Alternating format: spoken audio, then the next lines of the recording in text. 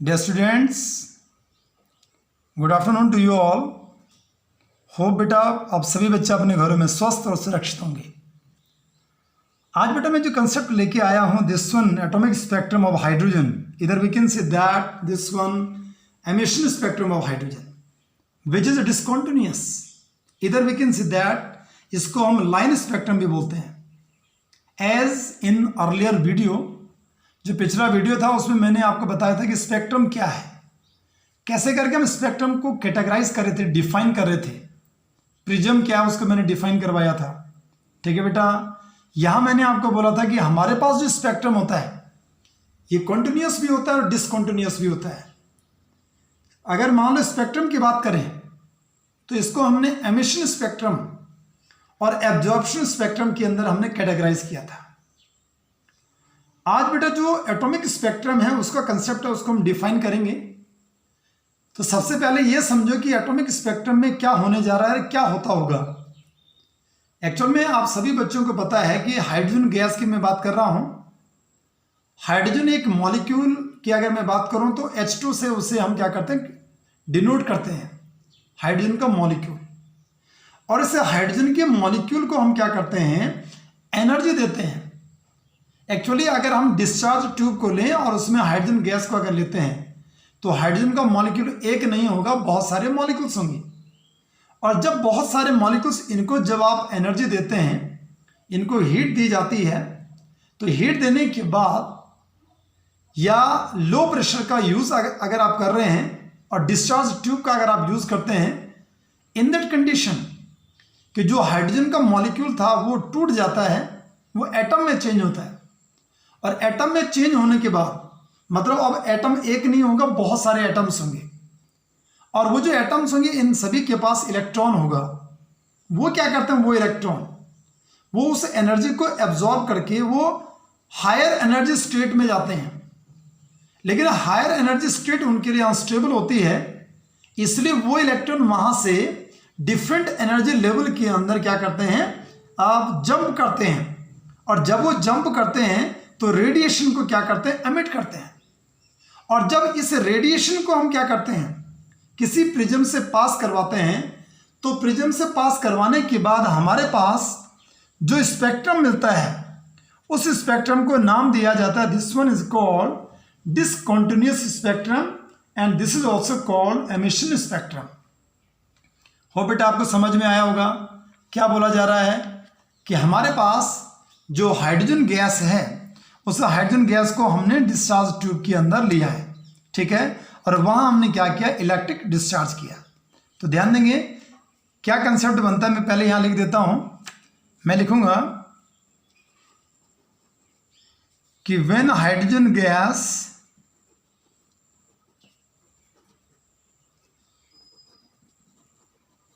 At low pressure is taken in the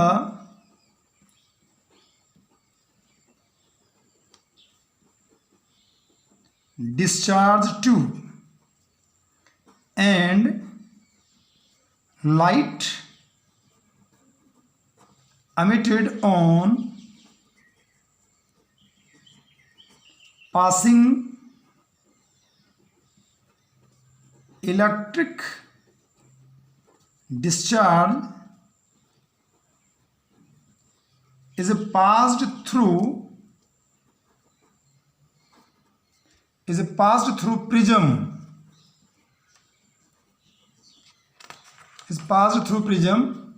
then spectrum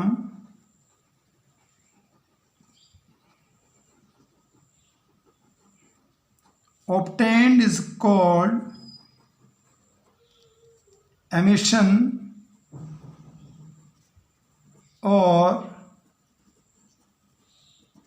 discontinuous spectrum. ठीक है बेटा, और स्पेक्ट्रम किसका होगा, डिसकॉन्टिन्यूअस स्पेक्ट्रम ऑफ हाइड्रोजन। थोड़ा मैं इसको यहाँ पे ड्रॉ करता हूँ, फिर आपको और क्लियर होगा कि हमने क्या किया। एक डिस्चार्ज ट्यूब को लेनी है, लाइक दिस वन, ये एक डिस्चार्ज ट्यूब है। इस डिस्चार्ज ट्यूब के अंदर हमने H2 गैस को लिया। कहाँ पे लिया? At low pressure. ठीक है बेटा, लो प्रेशर लिया। दिस वन डिस्चार्ज ट्यूब, और यहां से जो रेडिएशन एमिट कर रही है, जो रेडिएशन यहां से एमिट कर रही है, उसको हम प्रिज्म से पास करवाते हैं। यहां लिखते हैं फोटोग्राफिक प्लेट। यहां बेटा हमें 6 डिफरेंट लाइंस मिलती हैं। 1 2 3 4 5 एंड 6। ये हमारे पास, यहाँ लिखूंगा 6 डिफरेंट लाइंस। ये हमारे पास फोटोग्राफिक प्लेट है, ये स्पेक्ट्रोस्कोप है, प्रिज्म है, और ये जो 6 डिफरेंट लाइंस हमें मिलती हैं बेटा, हर एक लाइन की अगर बात करेंगे, अगर हम इसको माइक्रोस्कोप से अगर देखते हैं तो हर एक लाइंस के अंदर इनफाइनिट लाइंस होती हैं। अगर मान लो हम ये ड्रॉ कर रहे हैं, जो 6 लाइंस थी, अगर आप उनको ऑब्जर्व करते हैं माइक्रोस्कोप के द्वारा, अगर आप उनको देखते हैं, ये जो 1 2 3 4 5 6 लाइंस हैं, अगर आप इनको ऑब्जर्व करते हैं तो हर एक लाइंस के अंदर इनफाइनिट लाइंस थी। ऐसे करके आप ड्रॉ कर रहे हैं इसको,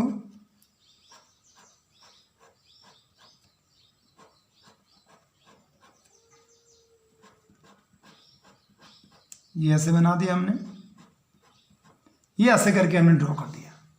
ठीक है बेटा, यहां लिख देंगे हम seen by microscope in which every end each line consists infinite number of lines। ये आपको ध्यान रखना। ठीक है बेटा, तो कैसे करके ये लाइंस बनती हैं, इन लाइंस को मैं ड्रॉ करता हूं। ये बहुत क्लियरली आपको समझ में आ गया होगा कि क्या बोला जा रहा है, कि यहां हमारे पास ये डिस्चार्ज ट्यूब है बेटा। इस डिस्चार्ज ट्यूब के अंदर H2 गैस को आपने लिया, लो प्रेशर लिया। जैसे आप यहां पे इलेक्ट्रिक डिस्चार्ज का यूज़ करते हैं, ये जो हाइड्रोजन गैस होती है, स्प्लिट करती है, टूट जाती है। इसका इलेक्ट्रॉन जो है वो लोअर एनर्जी स्टेट से हायर एनर्जी स्टेट में चला जाता है, लेकिन हायर एनर्जी स्टेट इसकी अनस्टेबल होती है, इसलिए अब वो रेडिएशन को एमिट करेगा। तो अब जो रेडिएशन को इसने एमिट किया, उसे रेडिएशन को हम क्या करते हैं, एमिटेड रेडिएशन को हम इस प्रिज्म से पास करवाते हैं। और जब इस एमिटेड रेडिएशन को हमने क्या किया, यहाँ कैसे रेडिएशन लिखेंगे बेटा, दिस वन एमिटेड रेडिएशन। ठीक है, जो किसने एमिट किया था, इसे हाइड्रोजन गैस ने, जो ऊपर जाने के बाद इलेक्ट्रॉन नीचे आ गया। ठीक है, वो क्या कर रहा है, उस रेडिएशन को एमिट कर रहा है। जब उसको हम क्या करते हैं, प्रिज्म से पास करवाते हैं, तो पास करवाने के बाद वो डिफरेंट लाइंस के अंदर क्या हो जाती है, टूट जाती है। और डिफरेंट लाइंस के अंदर वो टूट रही है तो डिफरेंट रीजन में चले जाती हैं। जैसे मान लो हम बोलेंगे कि अल्ट्रावायलेट रीजन हो गया, या विजुअल रीजन हो गया, या इंफ्रारेड रीजन हो गया। ठीक है, क्योंकि इलेक्ट्रॉन कम बैक कर रहा, ग्राउंड स्टेट के अंदर आ रहा है, तो डिफरेंट एनर्जी लेवल्स के अंदर आएगा, जहाँ 6 लाइन्स आपको मिलती हैं। और हर एक लाइन को ये बोला गया कि हर एक लाइन के अंदर क्या होती हैं, इनफाइनिट नंबर ऑफ लाइन्स होती हैं। तो इसको मैं 1 बाय 1 यहाँ ड्रॉ कर रहा हूँ कि कौन सी ये लाइन्स बनती हैं। देखो बेटा, आप अगर मैं इसे ड्रॉ करूँ, बहुत मज़ेदार कंसेप्ट है। और देखो आप,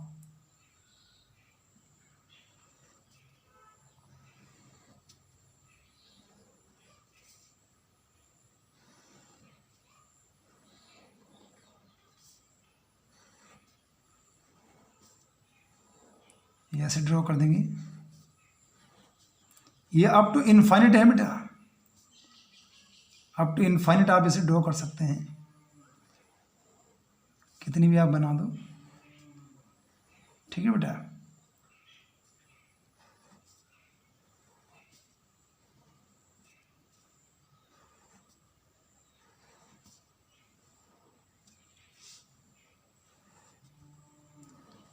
ये बेटा आपने ऐसे बना दिया। मान लो आप इसे n इक्वल टू 1 हो गया, n इक्वल टू 2 हो गया, n इक्वल टू 3 हो गया, n इक्वल टू 4 हो गया, n इक्वल टू 5 हो गया, n इक्वल टू 6 हो गया, n equal to 7, n equal to 8, n equal to 9 या 10 जो भी बना देते हैं, कोई ऐसी दिक्कत नहीं। ये अप टू इनफाइनिट है, n इक्वल टू 10 ये बना दिया। अब यहाँ से देखो इलेक्ट्रॉन ग्राउंड स्टेट, ये सबसे नीचे वाला ग्राउंड स्टेट है, यहाँ से ये इलेक्ट्रॉन जंप करके हम ये बोल सकते हैं कि ये इनफाइनिट तक गया है। और जो हायर एनर्जी स्टेट में जब इलेक्ट्रॉन गया तो वहाँ इसके लिए स्टेट जो होती है वो अनस्टेबल होती हैं, इसलिए ये इलेक्ट्रॉन रेगुलरली डिफरेंट जो हायर एनर्जी स्टेट है वहाँ से कम बैक कर रहा है और लोअर एनर्जी लेवल के अंदर ये आएगा, नीचे आएगा। तो मान लो एक इलेक्ट्रॉन कहाँ पे था, वो 10th वाले लेवल में था, एनर्जी लेवल में था। अगर वो वहाँ से ग्राउंड स्टेट में आता है तो उसे मैं ड्रॉ कर रहा हूँ दिस वन, या अगर वो दूसरे से आ रहा है 9th नंबर से 1 में आ रहा है, या 8th नंबर से 1 में आ रहा है, 7th नंबर से 1 में आ सकता है, 6 नंबर से आ सकता है, 5th नंबर से आ सकता है, 4th से आ सकता है, 3 से और 2nd से। सबसे पहले ये आ गया। या इसके बाद मान लो हमारे पास यहाँ से हमारे 2nd के अंदर आ रहा है, यहाँ से 2nd में आ रहा है, ये 2nd में आ रहा है। ये इलेक्ट्रॉन सारे हैं बेटे, इतना ध्यान रखेंगे।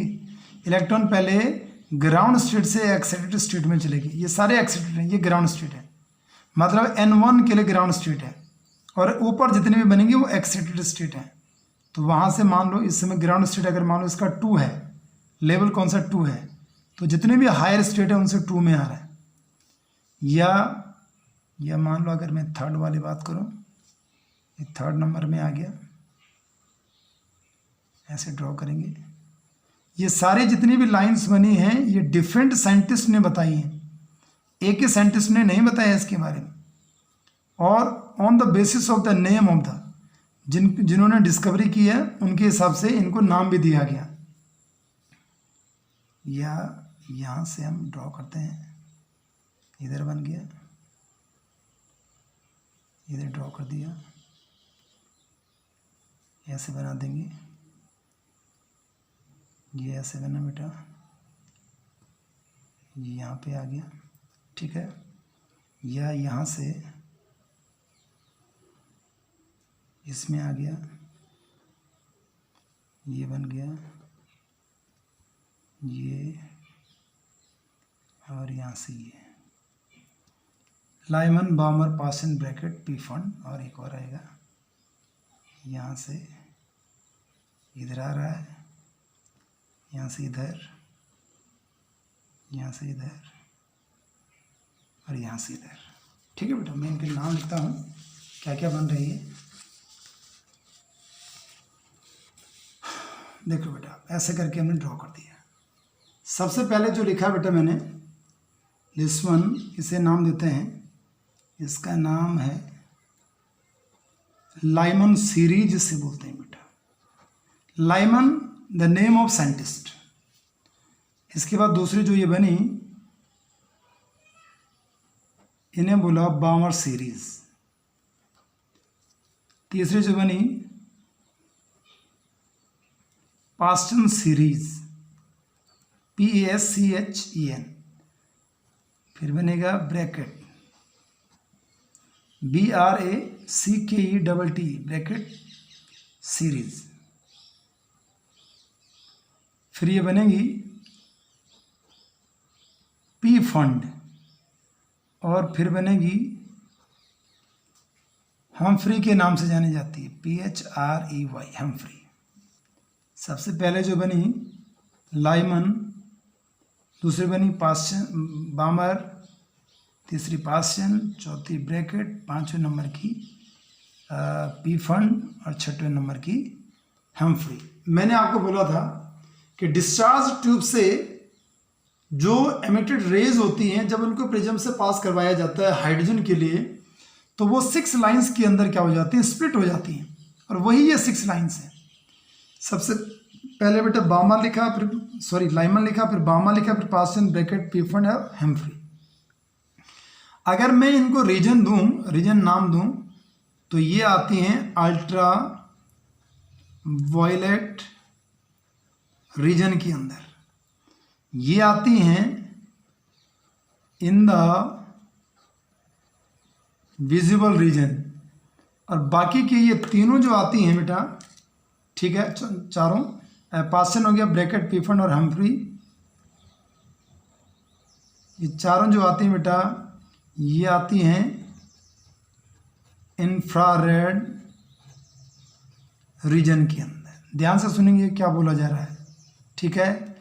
यहाँ पे इतनी लाइंस इसलिए आ रही हैं कि इलेक्ट्रॉन एक नहीं है। एक इलेक्ट्रॉन मान लो 10वें लेवल पे था तो ग्राउंड में आया, एक इलेक्ट्रॉन मान लो 9th नंबर में था, ग्राउंड में आया, एक इलेक्ट्रॉन 8 में था, ग्राउंड में आया, एक इलेक्ट्रॉन 7 में था, 6 में था, या 5 में, 4 में, 3, तो वहाँ से लेकर के ग्राउंड में आ रहा है, लाइमन के अंदर आ रहा है।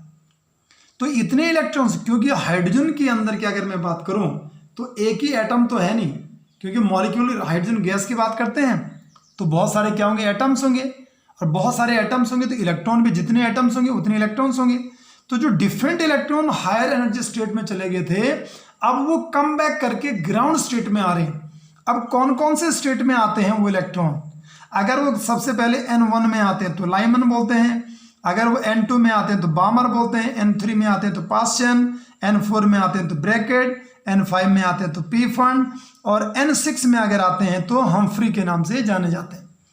ये लाइमन, बामर, पास्चन, ब्रैकेट, पीफंड, हम्फ्री जो है वो साइंटिस्ट के नाम है बेटा, ठीक है बेटा। यस एंड नो, बहुत क्लियर है। और हम ये बोलेंगे, या मैं लिखूंगा कि line spectrum of hydrogen is obtained due to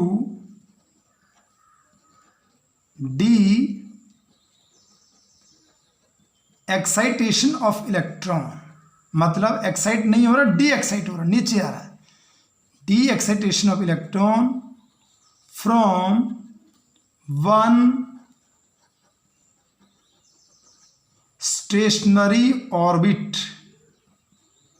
to another stationary orbit. ध्यान देंगे बेटा, ये भी स्टेशनरी है, यहां से यहां रहा तो स्टेशनरी में आ गया। स्टेशनरी तब बोला जाता है जिसकी एनर्जी कंजर्व रहती है, ठीक है बेटा। तो ये हमारे पास क्या बना, this one is hydrogen spectrum.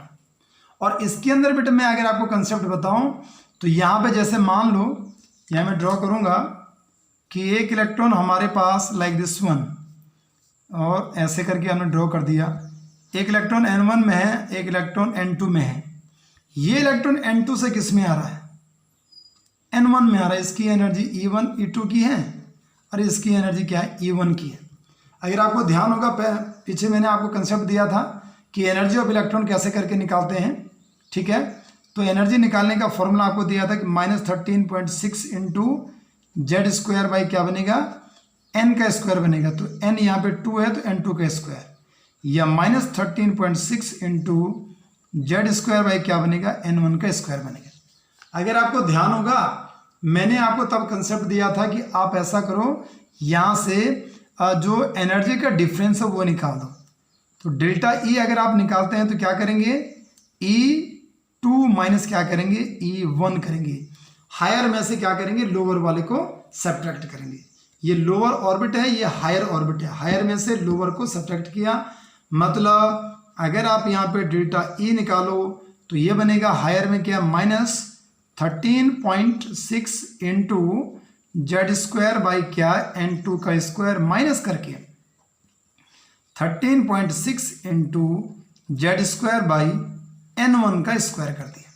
ये माइनस माइनस का प्लस होगा, पहले भी कंसेप्ट आपको दिया था। डेल्टा ई बराबर 13.6 इंटू जेड स्क्वायर को कॉमन ले लो। जैसे ही आपने ये कॉमन लिया, अगर आपको ध्यान होगा कि कॉमन लेने के बाद ये वैल्यू जो बनती है बेटा, इट जस्ट इक्वल टू, यहाँ क्या लिख देंगे, दिस वन, यहाँ आ जाएगा हमारे पास n1। अगर यहाँ लिखेंगे n1, ये पॉजिटिव का बन जाएगा, माइनस करके 1/n2 का स्क्वायर बन जाएगा, और ये हमने ऐसे करके ड्रॉ कर दिया। ठीक है बेटा, ये बना दिया हमने दिस वन डेल्टा ई। और ये जो एनर्जी होती है, ये एनर्जी इसे बोला जाता है कि it just equal to the energy of photon. ये किसके बराबर होती है, delta E is just equal to the energy of photon. Photon की एनर्जी क्या होती है, hc/λ। ये आपको सिखा रखा है, ये इसके बराबर होती है।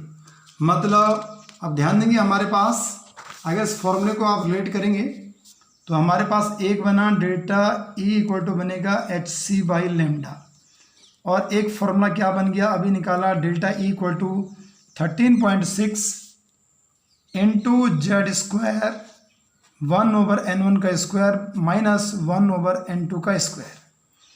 या यहाँ आप क्या करेंगे बेटा, इन दोनों को इक्वेट करेंगे, मतलब hc/λ इक्वल टू बना 13.6 इंटू जेड स्क्वायर, और यहाँ लिखा 1/n1 का स्क्वायर माइनस 1/n2 का स्क्वायर।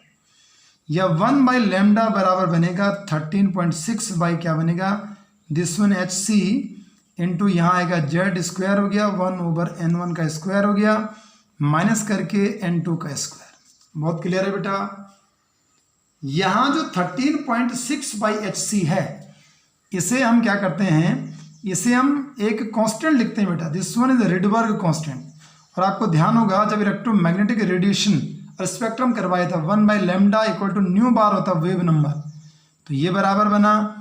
यहाँ इसकी जगह पे मैं लिखूंगा दिस वन r इंटू लिख दूंगा जेड स्क्वायर हो गया 1/n1 का स्क्वायर माइनस 1/n2 का, n2 का क्या बन गया बेटा, स्क्वायर बन गया, दिस वन n2। ठीक है, ये जो r यहाँ पे है, ये इक्वेशन बेटा हमारे पास आई है, this one very very most important equation, सभी बच्चे ध्यान रखेंगे। यहाँ जो r है, ये r बराबर है रिडबर्ग कांस्टेंट, एंड इसकी जो वैल्यू बनती है, रिडबर्ग कांस्टेंट की वैल्यू अगर मैं लिखूं तो 1.09677 ऐसे लिखा जाता है, इंटू 10⁻⁷ मीटर इनवर्स, या इसे हम लिखते हैं 109,677, इतना लिख देंगे सेंटीमीटर इनवर्स। ठीक है बेटा, या जो मीटर है इसको हम अप्रोक्स न्यूमेरिकली इसे सॉल्व करने के लिए 1.1 इंटू 10⁻⁷ और इतना मीटर इनवर्स इसे लिख देते हैं। तो न्यूमेरिकल में हम इस वैल्यू को क्या करेंगे, पुट करेंगे। ठीक है बेटा, यस एंड नो। और अभी मैंने आपको ये जो इक्वेशन दी है, this one very very most important, and यहाँ लिखूंगा दिस इक्वेशन इज कॉल्ड, इसे बोला जाता है रिडबर्ग इक्वेशन के नाम से बेटा ये जानी जाती है। किसके नाम से जानी जाती है, रिडबर्ग इक्वेशन। और यहाँ अभी मैंने आपको बोला कि वी हैव 13.6/hc, तो ये बराबर किसके आया, r के। ये भी आपको निकाल के दिया था कि भाई यहाँ पे मैं क्या लिख रहा हूँ, r लिख रहा हूँ। और अगर मान लो ये है तो यहाँ से और करके मैं लिखूंगा RHC बराबर क्या बनेगा, 13.6। ये भी आपको याद रखना है कि अगर आप इसे ऐसे करके ड्रॉ कर रहे हैं तो आपने क्या लिखा, RHC it just equal to 13.6, इतना इलेक्ट्रॉन वोल्ट। ये जो एनर्जी बनती है किस में आएगी, इलेक्ट्रॉन वोल्ट के अंदर आएगी। ठीक है बेटा, ऐसे नो। अब ऐसा है कि मेरे पास इसके ऊपर एक क्वेश्चन है, एक न्यूमेरिकल पैटर्न मैं आपको दे रहा हूँ, आशा करता हूँ कि आपको समझ में आएगा। क्वेश्चन क्या है बेटा, now question number first, calculate wavelength of photon, calculate the wavelength of photon emitted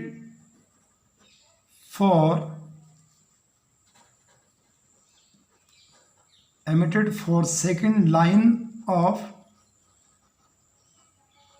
Balmer series